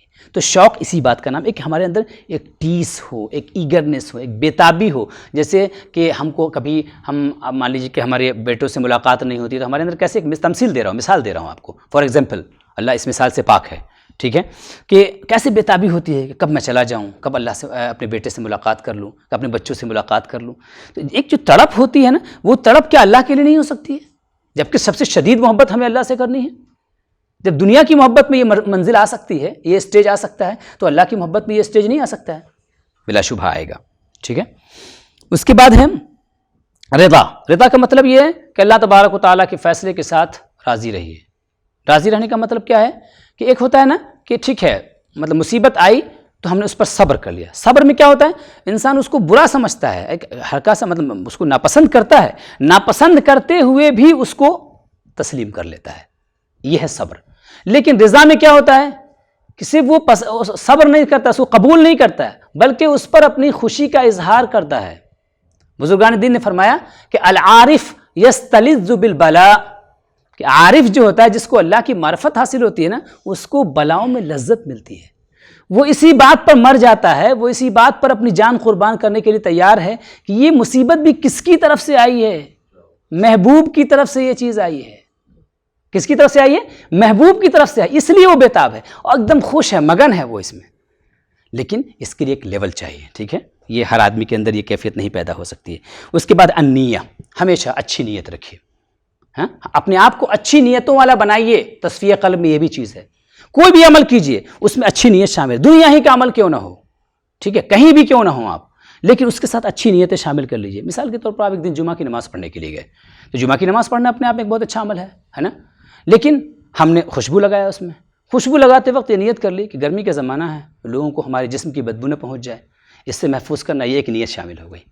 ایک اور نیت اس میں شامل یہ ہو گئی کہ بھائی خوشبو سے لوگوں کے دل خوش ہوتے ہیں، تو مومن کے دلوں کو میں خوشی پہنچاؤں گا، یہ ایک الگ نیت ہو گئی۔ اس طریقے سے جتنی اچھی نیتیں اپنی عبادتوں میں، اپنے ایکشنز میں ہم ایڈ کر سکتے ہیں، ان تمام چیزوں کو ہم ایڈ کر لیں۔ اس سے کیا ہوگا کہ مومن اچھی نیتوں والا ہوتا ہے، مومن اچھی نیتوں والا ہوتا ہے، اس کا عمل ایک ہوتا ہے اور اس کی نیتیں بہت ساری ہوتی ہیں۔ اسی لیے کہا گیا کہ نیت المؤمن خیر من عملہ، مومن کی نیت اس کے عمل سے بھی بہتر ہوتی ہے، مومن کی نیت اس کے عمل سے ہی بہتر ہوتی ہے۔ اس کے بعد ہے الصدق والاخلاص، ظاہر سی بات ہے، وہ گفتگو پہلے بھی ہو چکی کہ کوئی بھی عمل ہو خالص اللہ کے لیے، میرا مقصد جو ہے صرف اللہ کی رضا جوئی ہے، دوسرا کچھ نہیں، غیر کو ہٹا دیجئے بیچ سے، ٹھیک ہے، غیر کو ایک دم بیچ سے ہٹا دیجئے، اپنی لائف سے ہی الگ کر دیجئے غیر کو، صرف اللہ کے لیے، جو کچھ کروں گا اللہ تبارک و تعالیٰ کے لیے۔ تو یہ جو ہے صدق و اخلاص ہے، اس سے بھی اپنے آپ کو آراستہ کرنا ہے۔ اس کے بعد ہے المراقبہ والمشاہدہ۔ مراقبہ و مشاہدہ کا مطلب اس پر گفتگو تھوڑی ہو ہی چکی ہے، ٹھیک ہے۔ مراقبہ و مشاہدہ کا مطلب یہ کہ اپنے آپ کو اس کیفیت کے درمیان رکھیں، یا تو یہ کہ اللہ تبارک و تعالیٰ ہمیشہ دیکھ رہا ہے، ہمیشہ دیکھ رہا ہے، دل کو ہم اپنے اس کے لیے تیار کر رہے ہیں، اور اس سے اوپر پہنچا کر کے اگر مشاہدے پہ لے جائیں تو یہ بہت اچھی بات ہے، یہ ہائیسٹ لیول ہے۔ التفکر، اچھا اتنا بھی نہیں ہوتا، قلب آپ کا نہیں جا پا رہا ہے تو کم سے کم دماغ کو ہی اللہ کی طرف لگا کے رکھیے، اسی کو سوچتے رہیے، اسی کے بارے میں سوچتے رہیے، اس کی ذات و صفات کے بارے میں سوچتے رہیے۔ کچھ نہیں کر سکتے ہیں تو کم سے کم قرآن کریم پڑھیے، قرآن کریم کا ترجمہ پڑھیے، یہ بھی تفکر فی اللہ میں شامل ہے، ٹھیک ہے۔ یا اتنا بھی نہیں ہے تو علماء کرام کے ساتھ بیٹھیے، ان کی صحبتوں سیکھیے، اپنے دماغ کو وہاں لگائیے، کتابیں پڑھیے اچھی دینی، ٹھیک ہے۔ یہ سب تفکر کے اس میں شامل ہیں۔ کسی درس سے ہم لوگ بیٹھے ہوئے ہیں، یہ سب تفکر کے سیشن میں ہمارے جو ہے شامل ہے۔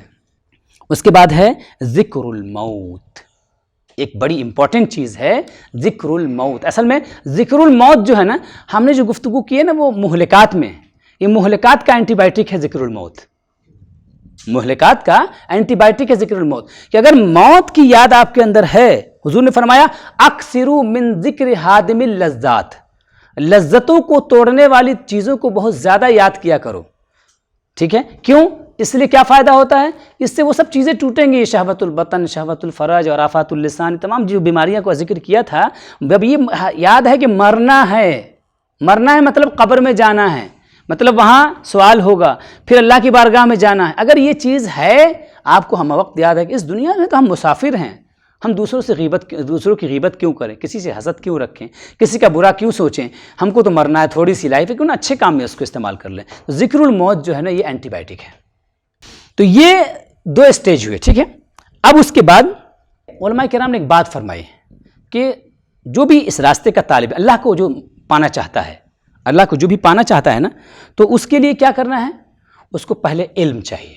کس بات کا علم؟ اول تو بیسک شریعت کی چیزوں کا علم چاہیے، ضروریات دین کا علم چاہیے، فرض و واجب جو چیزیں ہیں ان کا علم چاہیے، ٹھیک ہے۔ تو کہا کہ اولہ علم، جو طالب علم ہے اس راستے کا، اس کے لیے پہلا کیا چاہیے؟ اس کو علم چاہیے۔ اس کے بعد کہا گیا اوسطہ عمل، دوسرا کیا ہے؟ عمل، ایکشن چاہیے، ٹھیک ہے۔ تو یہ تزکیہ قلب اور تزکیہ نفس اور تزکیہ قلب جو ہے نا، یہی عمل کے اس میں پورے دائرے میں آ جاتا ہے۔ اس کے بعد ایک تیسری چیز ہوتی ہے جس کو ہم نے چھوڑ دیا، وہ اس لیے کہ وہ اللہ کی طرف سے ہوتا ہے، اسی کو کہتے ہیں حال، اسی کو کہا گیا کہ وآخرہ موہبۃ۔ اس کے بعد جب انسان محنت کرتا ہے نا اللہ کے راستے میں اخلاص کے ساتھ، وہ تمام چیزیں جو ہم نے بتائی ہیں جن سے آراستہ کر کے وہ عمل کرتا ہے، اور جن چیزوں سے اپنے آپ کو پاک کر کے وہ عمل کرتا ہے، تو پھر اللہ تبارک و تعالیٰ اس کو نعمت عطا فرماتا ہے، اپنا نور عطا فرماتا ہے، اپنی تجلی عطا فرماتا ہے، اللہ کی جو صفات ہیں ان صفات کا ریفلیکشن آپ کے اوپر پڑتا ہے، ٹھیک ہے، جب ریفلیکشن ملتا ہے آپ کو تو آپ بھی نورانی بن جاتے ہیں، آپ بھی نور والے بن جاتے ہیں. وَجَعَلْنَا لَهُ نُورًا يَمْشِي بِهِ فِي النَّاسِ، پھر وہ انسان نور کے ساتھ، اللہ کے نور کے ساتھ لوگوں میں چلتا پھرتا ہے. ٹھیک ہے، یہ شان انسان کی ہو جاتی ہے. ٹھیک ہے، تو آخر لیکن اس میں نا موہبہ جو ہے، جو ادھر سے گفٹ ملنا، یہ کب ملے گا؟ جب عمل ہوگا تب.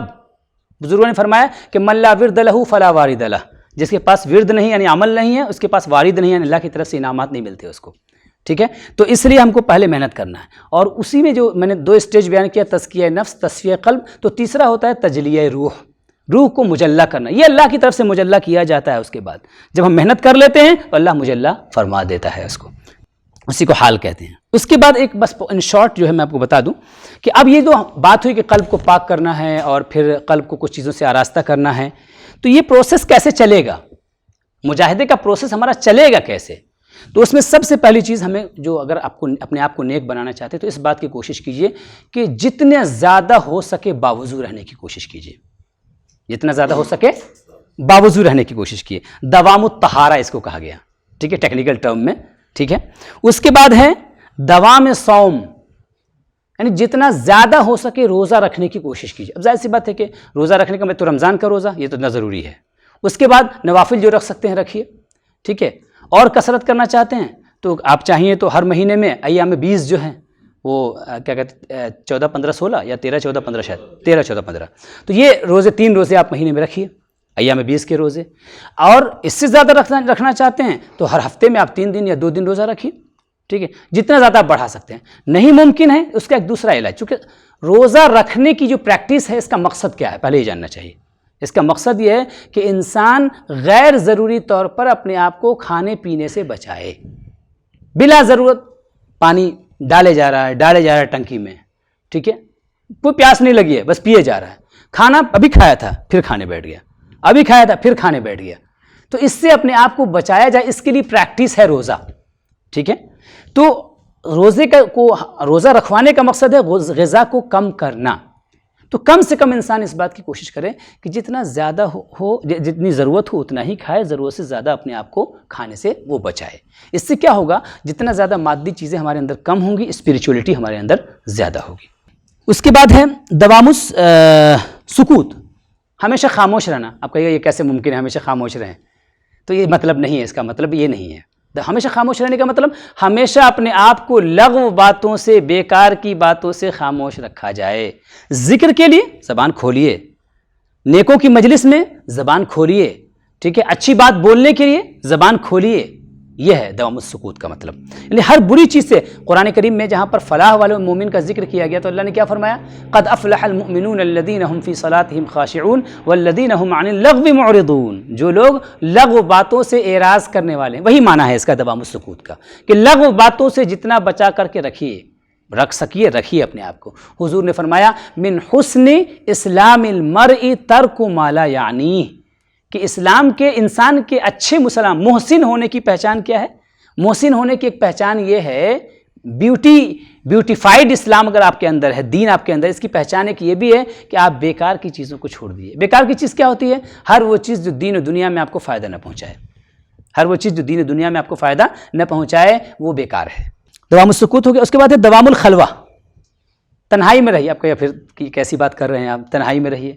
تو اصل میں نا بزرگان دین جو تنہائی میں رکھواتے ہیں نا، اصل سوسائٹی جو باہر کا انوائرمنٹ ہے نا، اس انوائرمنٹ سے بچانے کے لیے ایکچولی یہ کہہ سکتے ہیں آپ کہ خلوت کیا ہے؟ ایکچولی وہ ہاسپٹل ہے. ٹھیک، ہاسپٹل کا وہ روم ہے جہاں کے مریض کو، پیشنٹ کو بہت ہی انٹینسو کیئر یونٹ ہے وہ. ٹھیک ہے، تو ICU ہے، وہاں لے آ کر کے رکھ دیا ہے کچھ دن کے، چونکہ بہت زیادہ بیمار ہے وہ. ٹھیک ہے، اب جب وہاں سے وہ کچھ ٹھیک ہو جاتا ہے تو وہاں سے نکال کے اس کو ایمرجنسی وارڈ میں رکھا جاتا ہے. ایمرجنسی وارڈ سے پھر اس کو جنرل وارڈ میں رکھ دیا جاتا ہے. تو اب کیا ہوتا ہے، اسٹیپ بائی اسٹیپ پھر اس کو کہا تھا ٹھیک ہے آپ لے جائیے. لے جانے کے باوجود ڈاکٹر کیا کہتا ہے؟ ابھی یہ چیز نہیں کھائیے گا اور یہ چیز کھائیے گا، اور اس انوائرمنٹ میں اس کو نہیں رکھیے گا، اس انوائرمنٹ میں اس کو رکھیے گا. وہ ریکمینڈ کرتا ہے. تو ایسے ہی اگر ہم اسپریچولی اپنے آپ کو ہیلدی بنانا چاہتے ہیں تو اس کے لیے اگر آپ اس سچویشن میں ہیں کہ بہت زیادہ بیمار ہو گئے ہیں تو آپ خلوت اختیار کر لیجیے، سب سے الگ ہو جائیے.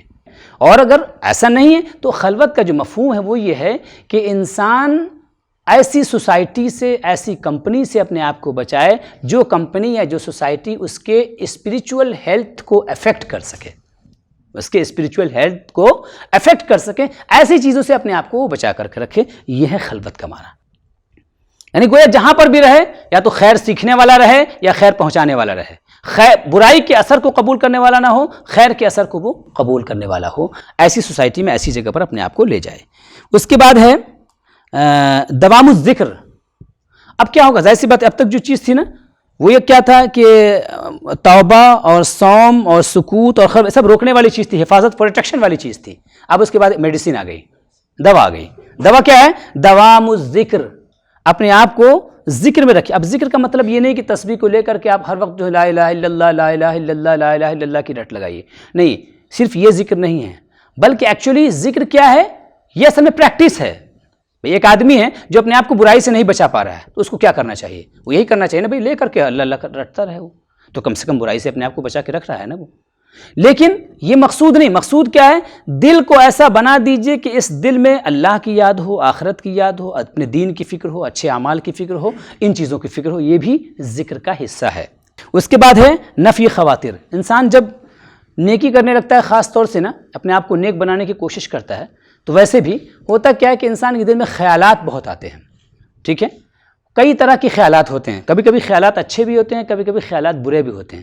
تو ابھی چونکہ ہم ہیلدی تو ہے نہیں، تو اسپریچولی ہم جو ہے ہیلدی نہیں ہے نا، تو ہیلدی نہ ہونے کی وجہ سے ہم کیا ہے، ہم پرون ٹو ڈیزیز ہیں.